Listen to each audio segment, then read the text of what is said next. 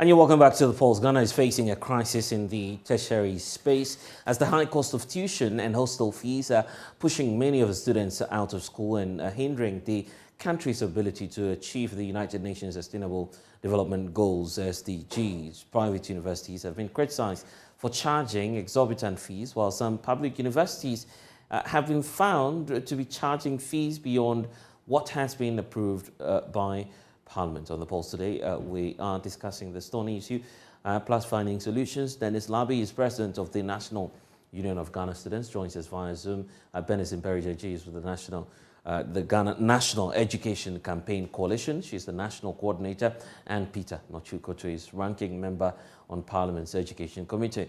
Dennis, you were dealing with this issue a couple of days ago. In fact, I must state that yesterday there were some engagements at the Education Ministry over a similar concern in one of the facilities in the Volta region.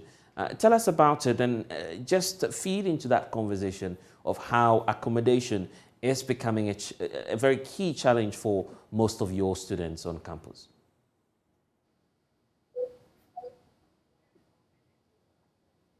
Dennis, are you with us?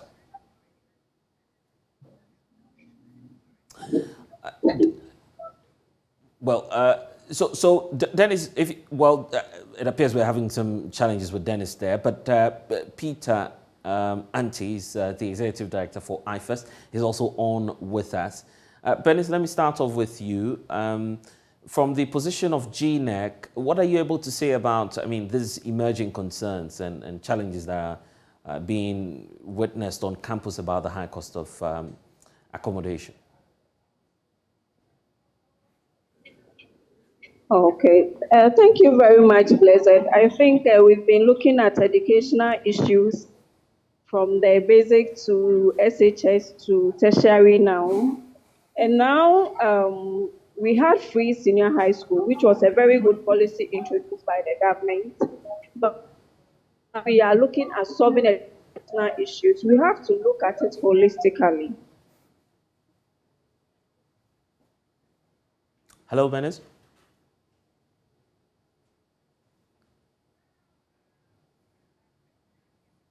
Benis, you'd have to unmute so we can hear the points that you're making. It appears that your points got yes, please, yes, your points got truncated at some point. If you could just take that for us again. If you could just make please, the point for us again. I was making a point. Hello? Yes, we can hear you now. If you could just make the point. All right, thank you. I was saying that when we are looking at solving educational issues, we have to look at it holistically because we started from basic to free SHS and to the tertiary. Now, the government introduced free SHS, which is a very good policy to get most children to go to school, especially females, and it is a very good thing. But now that we have a lot of children going from senior high school, now they have to continue to the tertiary. And this is the thing that fees at the tertiary level is so high that those students or parents who don't have enough money to sponsor their children's education are not able to make it to the tertiary due to the high cost of fees at the tertiary. Now, if you're looking at the fees itself, the academic fees, not to talk about the hostels that the children have to stay in to study. Now, I just had information that in some of the tertiary institutions, you need to get as high as 6,000 Ghana cedis as a hostel fee for a year, apart from the academic fees that you have to pay. So it is making it very difficult for some students to go to the tertiary school. We have a boy with a very brilliant results who has gained admission to go to the tertiary, but the parents are not able to afford. So does it mean that we need to end our education at the senior high school level because that aspect is free? We are able to go, then we are not able to go to the tertiary.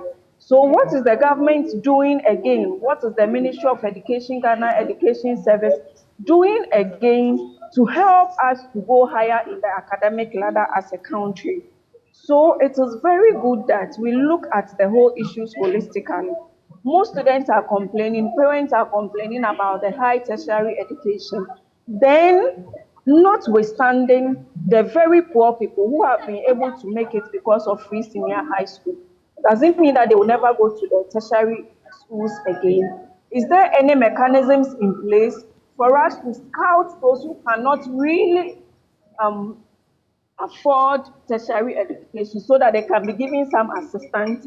We have the scholarship secretariat and all that, but how easy or how early can those people access? Even the information to access the scholarship scheme is also a challenge because not everybody has the information and how to even access the various scholarship platforms that we have as a country.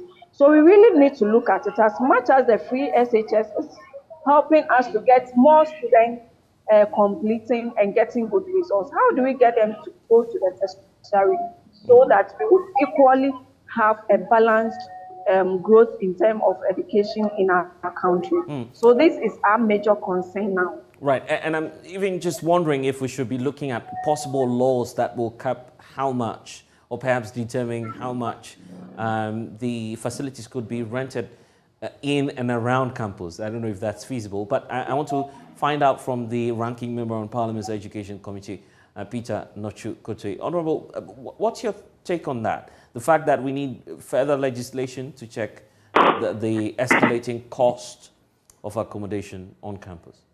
Very much. Education in the country, especially at the tertiary level, is becoming very, very expensive and out of the reach of many people. It is true that tertiary education is important for every child who is able to meet the requirements and then further his or her education to this level. But the cost is what is preventing many people these days. There is a need for us to make sure that conditions available make it possible for everybody to receive the required education.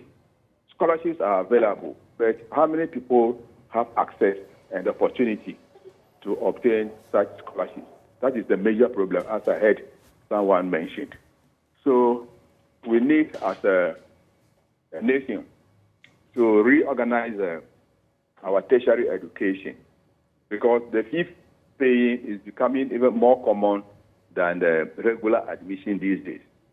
My information is that one university admitted medical students this year, and 90% of those admitted are fee paying. And how many parents can afford? And that is against the law. So we need to streamline our educational requirements or programs and policies so that anyone who qualifies to receive quality tertiary education is given the opportunity. That is my first take on it. But then I was asking about the laws, whether or not it will be possible to get that. The law is there, but it is being violated.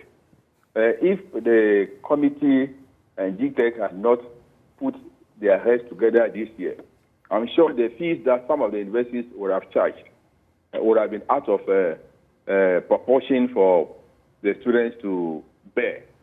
So we need to enforce the law, especially on fees, so that parents are able to meet the fees. If you look at the hostel facilities, the public is not able to provide more than it can. So private individuals have taken advantage of that, and they are charging exorbitant rate. And we have tried as a committee to look at that, but we are constrained by the fact that these are private individuals and organizations that have put up these facilities, and they are complaining of the high cost of utilities which they have to pay on behalf of the students. So we only appeal to them to at least charge moderate fees that can be afforded by as many students as possible, if not all students.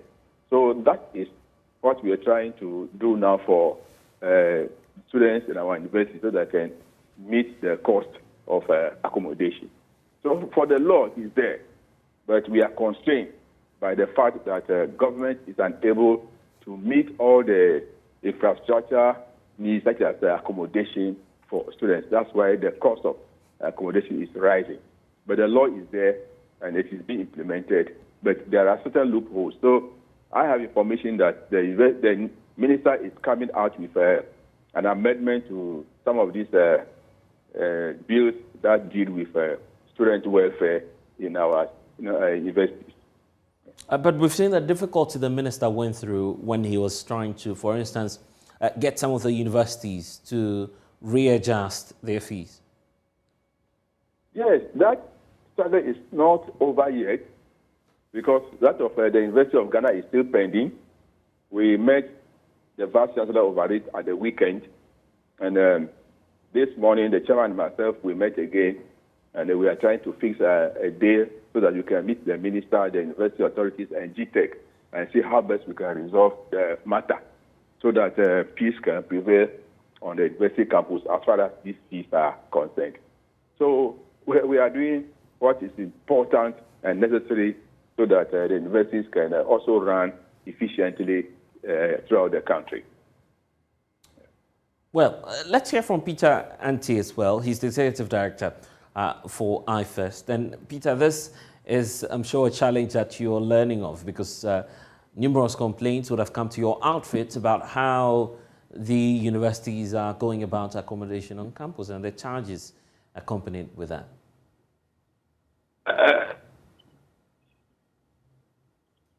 Yes, Peter? Dr. Peter Ante, if you can hear me, I'm just asking. Yes, I'm just asking about the numerous complaints that have come to your outfit about this. I don't know if the question is for me. I don't know. Yes. I'm talking about you. Yes, in terms of... Yeah, you are asking about complaints of accommodation. Yeah, and the fact that we're seeing that rise in the cost. We are what? Sorry, please, can you speak up a little? I was just talking about the fact that, I mean, the complaints keep coming about the increasing cost on campus, the accommodation issue. Yes. I think that it's a very serious issue that I believe we have not paid attention to over the years.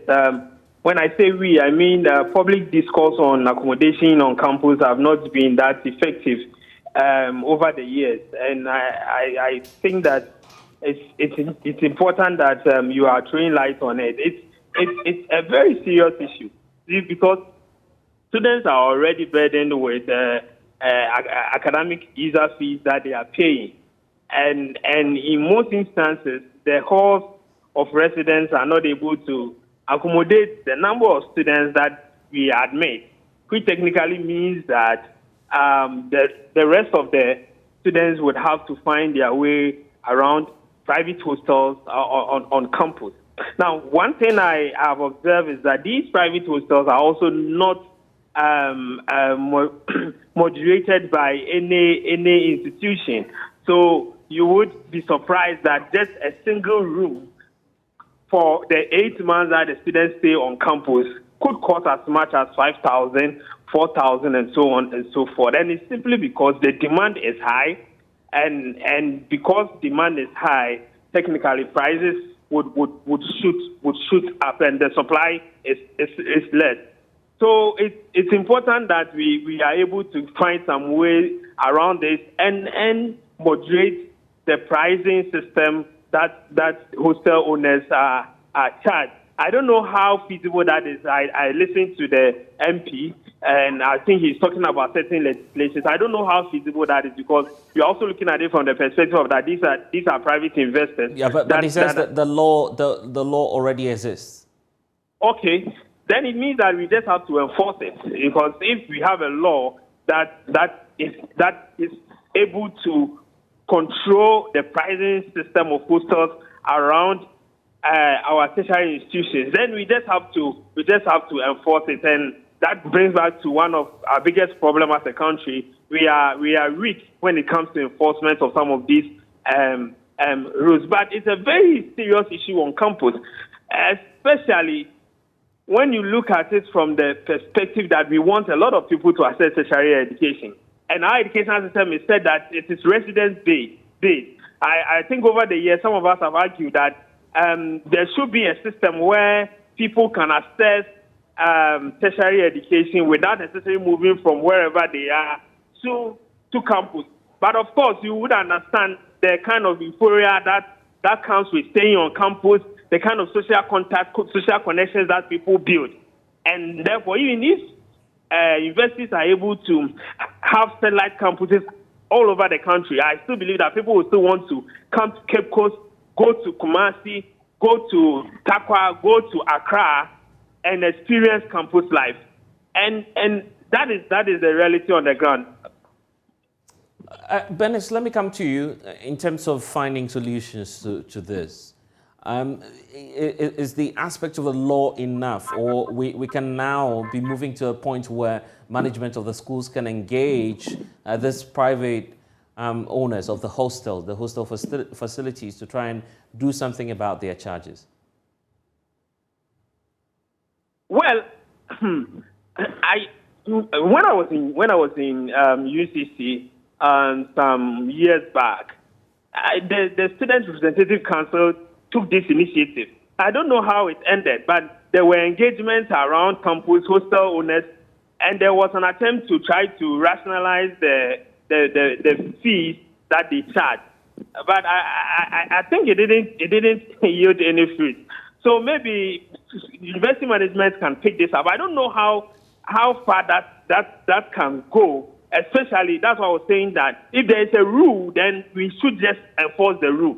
Because if I'm building a hostel and there's demand on it, and if you don't come and if you don't want to be in that hostel, another person is ready, available to pay, then the only thing that we can appeal to these people is their moral conscience. That look, these are students that are accessing tertiary education, and charging them 5,000, 6,000, 4,000, 3,000 for 8 months is something that is very, very unconscionable. So you should look at the pricing system.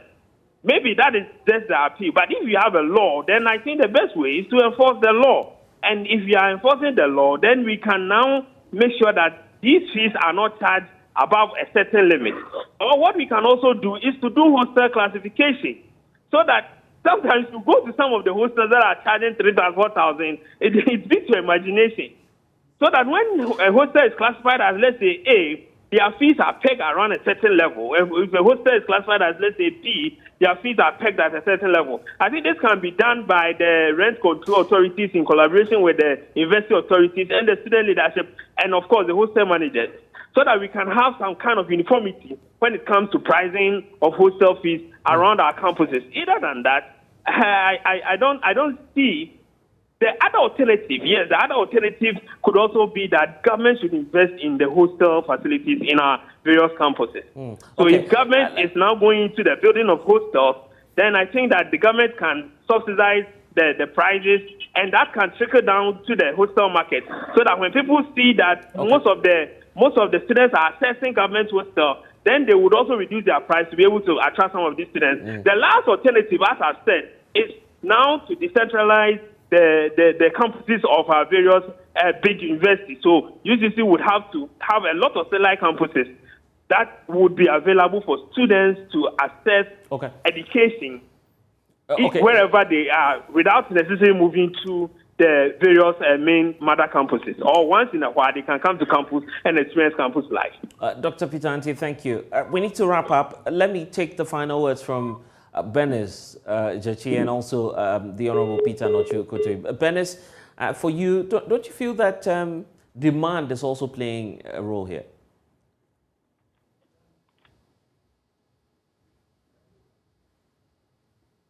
Benes, if you can hear me, I'm just asking if you think that the increasing demand is also part of the challenge that we're having, and kindly unmute for me.